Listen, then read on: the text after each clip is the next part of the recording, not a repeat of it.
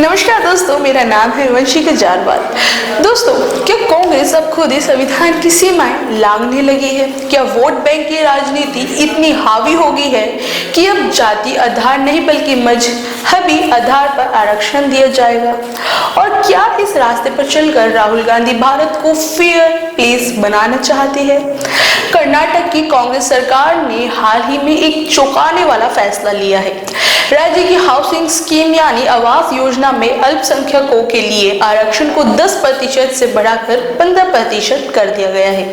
यानी अब जो भी सरकारी आवास स्कीम के अंतर्गत घर बनाए जाएंगे, उनमें हर 100 मकान में 15 अल्पसंख्यकों के लिए आरक्षित होंगे। सरकार की इस स्कीम में अल्पसंख्यकों की परिभाषा में मुस्लिम, सिख, जैन, ईसाई सभी आते हैं।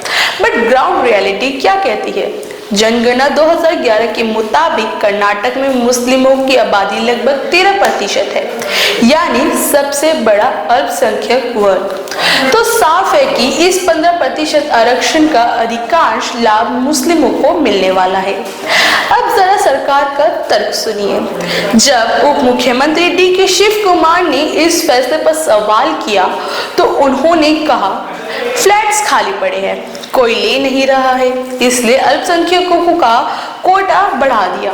वाह, क्या तर्क है! यानी अब सरकारी स्कीमों की विफलता का इलाज है मजहब आधारित आरक्षण।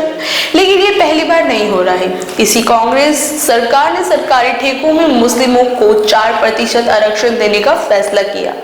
शिक्षा और नौकरियों में भी मुस्लिमों को ओबीसी में शामिल कर 4% से अलग कोटा दिया गया।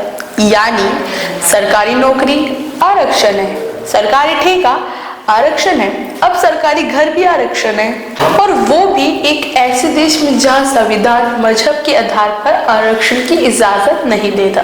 संविधान क्या कहता है? अनुच्छेद 15 और 16 कहते हैं कि आरक्षण सामाजिक और शैक्षणिक रूप से पिछड़ी जाति को दिया जाता है, धर्म के आधार पर नहीं। लेकिन कांग्रेस सरकार ने मुस्लिमों को पहले ओबीसी में शामिल किया और अब उसी आधार पर उन्हें सेक्टर में आरक्षण देने लगी।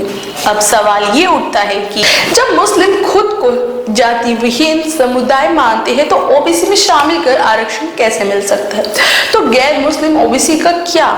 जब आप मुस्लिमों को ओबीसी में डालते हैं तो असल ओबीसी वर्ग का हिस्सा कम हो जाता है। जो व्यक्ति वास्तव में जाति आधार पर आरक्षण का हकदार है, उसका हक काट कर मजहब के नाम पर दे दिया जाता है।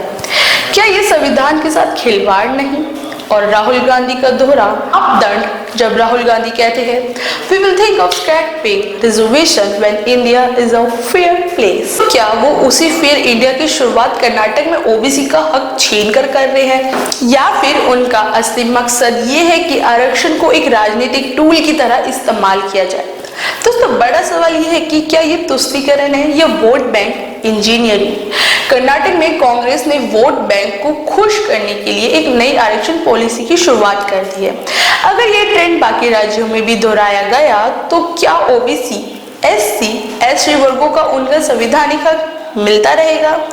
तो सवाल बहुत साफ है कि कांग्रेस संविधान की भावना के खिलाफ जाकर मजहब आरक्षण को बढ़ावा दे रही है। क्या यह सटीक उदाहरण नहीं है तुष्टीकरण की राजनीति का? दोस्तों, अपनी राय हमें कमेंट सेक्शन में जरूर बताएं, और अगर आपको ऐसे ही फैक्ट बेस्ड कंटेंट को सपोर्ट करना पसंद है तो हमारे चैनल को लाइक, शेयर और सब्सक्राइब करना बिल्कुल ना भूलें, क्योंकि सवाल पूछना जरूरी है और हमारा हक भी।